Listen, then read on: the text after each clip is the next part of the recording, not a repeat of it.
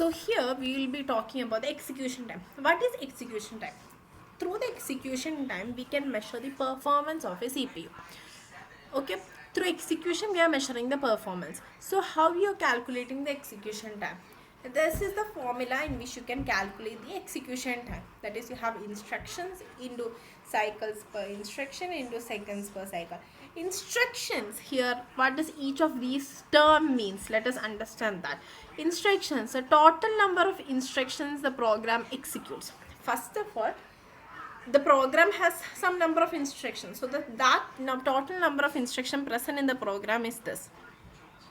It depends on ISA, that is instruction set architecture, and the compiler. A better compiler generates fewer instructions, faster execution. So we as a user, what we will do, we will give a program. We will give program, and which is a program, and the program contains a lot of instruction. So this instruction, we know our computer architecture is defined by instruction set, right? Instruction set as well as the architecture instruction set is also, it is defined as. So, and it also defines the architecture, the snapshot of the current state now. These are the two things the computer architecture is defined by, which we have already learned earlier. So you have to understand that the total number of instruction which is present in the program is dependent on the instruction set architecture as well as the compiler. If the compiler is generating from the program, the compiler would generate the instruction. So if the compiler is generating fewer instruction, means what? Less number of instruction means execution time is more. So if the compiler is generating fewer instruction, means it is faster execution. Now this is cycles per instruction. The next term is cycles per instruction. Now cycles per instruction term is also in short called as CPI. This is the average number of clock cycles for each instruction. For one instruction, how many clock cycle is needed? That is the average number of clock cycle which is needed for each of the instruction. Now for single cycle, we know CPI is 1 because one instruction is 1 clock cycle. For multi-cycle, the CPI would actually vary. And for pipeline, it is ideal. Pipeline CPI is ideal, so it is also 1. That is some value approximate 1 it is. So therefore, we call it as, take it as 1 itself. So for single cycle, we have said CPI is 1. For multi-cycle, CPI would something get varies, okay? And pipeline, the CPI is also approximately equal to 1. So cycles per instruction is the average number of the clock cycles needed for one particular instruction, that is the CPI in short. You have understood this term. So this is the first term, that is the total number of instruction in that program, which actually depends on the instruction set architecture and the compiler. If the compiler is generating only fewer instruction from that program, means faster execution. Now cycles per instruction is the number of clock cycle per instruction. This is also in short called a CPI. For single cycle, the CPI value is 1. For multi-cycle, the CPI value is variable, can be approximately up in this range 3 to 5. Okay. Example is given as 3 to 5. Sorry. So pipeline is CPI is approximately 1, closer to 1. Now seconds per cycle is what? This simplifies. This is a clock period. If clock frequency is 1 gigahertz, that is 1 into 10 raised to 9 hertz, if the clock frequency is, seconds per cycle is the reciprocal of the frequency. This is a time period actually, that is clock period, 1 by frequency. You have to understand here, this is nothing but 1 by t. Sorry, 1 by frequency. If the frequency is 10 gigahertz, sorry, 1 gigahertz, then seconds per cycle means what? 1 nanosecond, that is 10 raised to minus 9, right? So faster clock means a smaller value, faster execution. So if the clock is faster, then the value is smaller than faster. So clock should be faster for getting faster execution. This is important. 1 divided by clock frequency is seconds per cycle. What does seconds per cycle represent? Seconds per cycle represents 1 divided by the clock frequency. If the clock is faster, then that means it is faster execution. That is what we have to understand. If the clock is faster, that means what? Okay, there is a faster execution. Understood? If the clock is faster means it is a faster execution. Fine. So execution time is number of instruction into CPI. You can write it as like this. This is CPI, number of instruction, divided by frequency. Also you can write instead of this. Right, instead of this you can write like this also, instruction into CPI by clock frequency. Both are same. Clock speed controlled by, now these are the things it is controlled. Instruction I have told is controlled by the ISA, instruction set architecture, and the compiler. CPI depends on the micro architecture. Single, it will be different value. Multi-cycle architecture, micro architecture will be different. Pipeline micro architecture will be different. Second per cycle depends on the clock speed. If the clock speed is more means faster execution, we have already said. Seconds per cycle also depends on hardware technology which is used. It is also controlled by the hardware technology which is basically used. So I hope you have understand.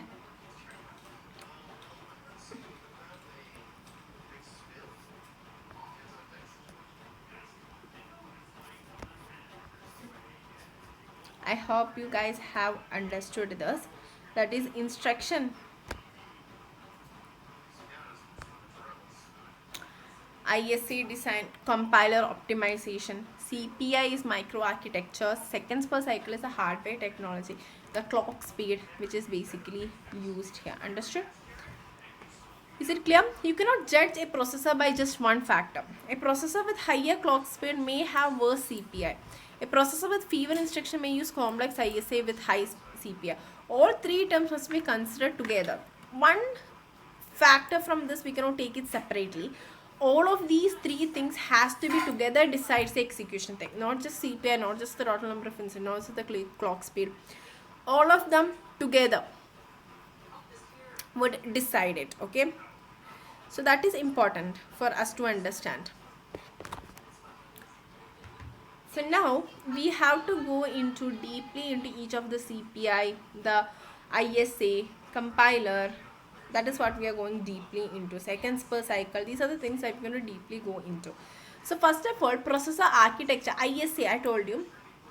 RISC use simple instruction, may need more instruction to do the same task. CISC use complex instruction, fewer instruction, but each is complex.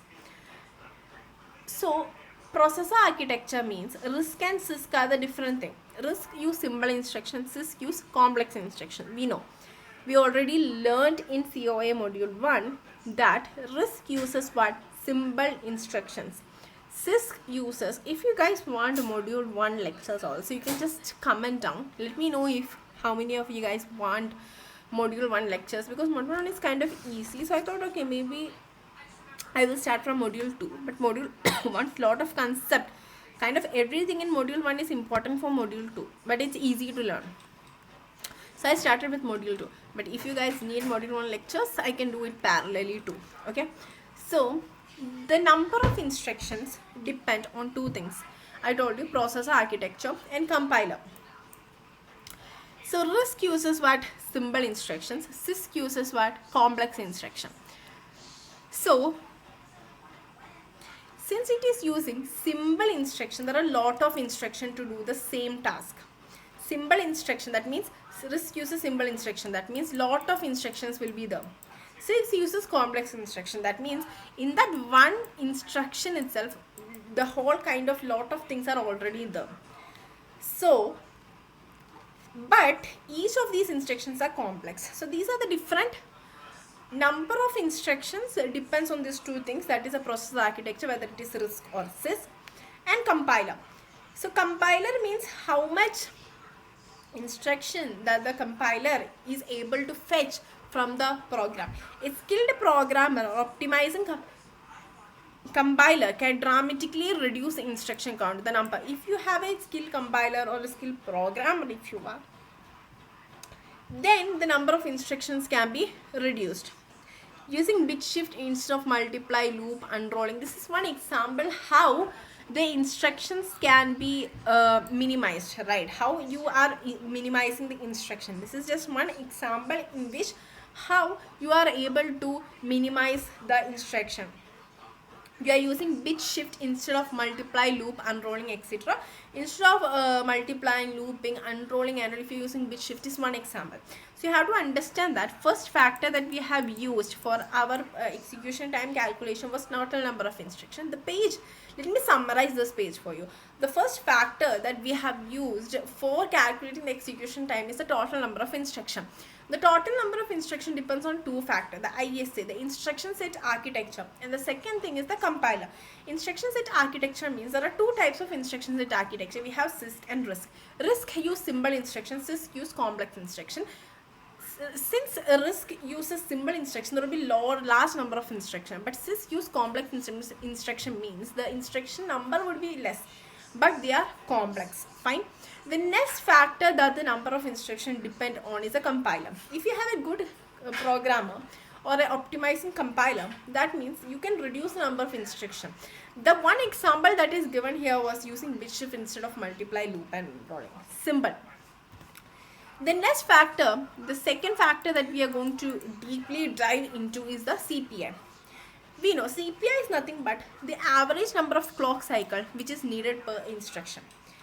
Okay, IPC is the instruction per cycle. It is related to throughput. Throughput is what? The instructions, throughput is what? Average number of clock cycles needed per instruction is CPI. Throughput is the number of instructions which is there in one cycle. It is the opposite of CPI. See, CPI is the average number of clock cycles per instruction, but throughput means what? Throughput is the number of instructions which is there in one cycle. So throughput, that is throughput is called as IPC, that is instructions which is there in one cycle. Its reciprocal is CPI. Understood? And we have to understand that different microarchitectures would have what? Different CPI. This is another important thing that you have to know. As I already mentioned, single cycle, this CPI would be long CPI approximately 1. Multi-cycle would have different value. Pipelines approximately 1. We didn't learn the super cycle, so we don't need to learn that. It's fine. You can just leave that point. Okay. So this is how the values for different microarchitecture has different. This is already we have learned this. We are coming and discussing the same things again and again to make the concept fresh and clear. Okay. So we have understood that different microarchitecture have different CPI, and the CPI is a reciprocal of throughput, that is the instructions which is per cycle. Understood? The next third factor that we are covering is the seconds per cycle, that is the clock period. Clock period is a reciprocal of clock frequency. We know that. So if the frequency is gigahertz, then you get the time period in nanosecond. It is determined by a critical path, the longest delay path through the combination logic in the processor. The clock must be slow enough for signals to propagate through the entire critical path before the next clock edge. Different microarchitectures have different critical path, therefore different TC. Now another thing is that clock period is determined by what? It is determined by critical path. Critical path. The longest delay path through the combination logic in the processor. The longest path, that means critical path is the longest path, okay, which has a longest path, that is critical path. And the clock period depends, that is the clock depends on which instruction takes the longest time, longest data path, which instruction takes the longest path to complete. Right, so clock period depends on that critical path. Critical path is which instruction takes the most amount of the path, delay path in the combination logic in the processor. In processor, who takes the most path, most longest path, that is critical path. So therefore, if the microarchitectures have different path, then different TCs will be the. So you have to understand.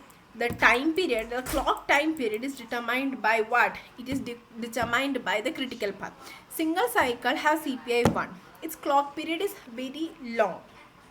Multi-cycle has a short clock period, and it reuses the hardware which we have functional units and all. You can across the cycle, we have already learned multi-cycle would reuse that.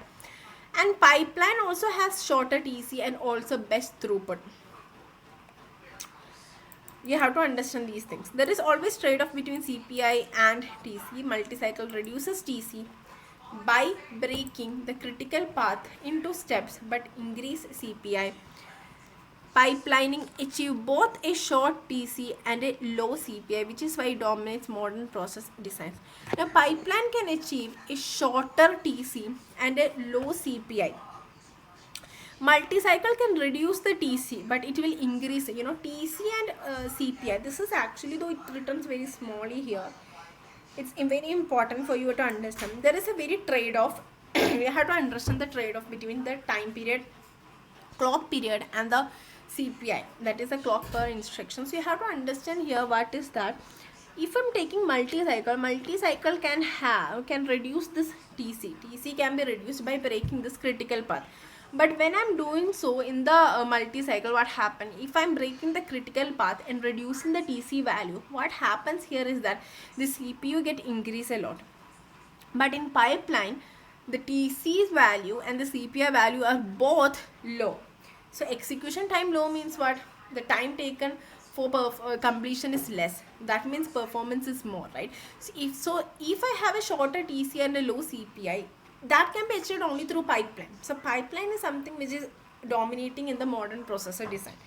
The best design, because its execution time is very less, because it can achieve both low TC and low CPI. But my multiprocessor can achieve low TC by breaking down the critical path, but when it do so, what happened is that what happened here, that it increases the CPI. Okay, so this is about the performance. So thank you.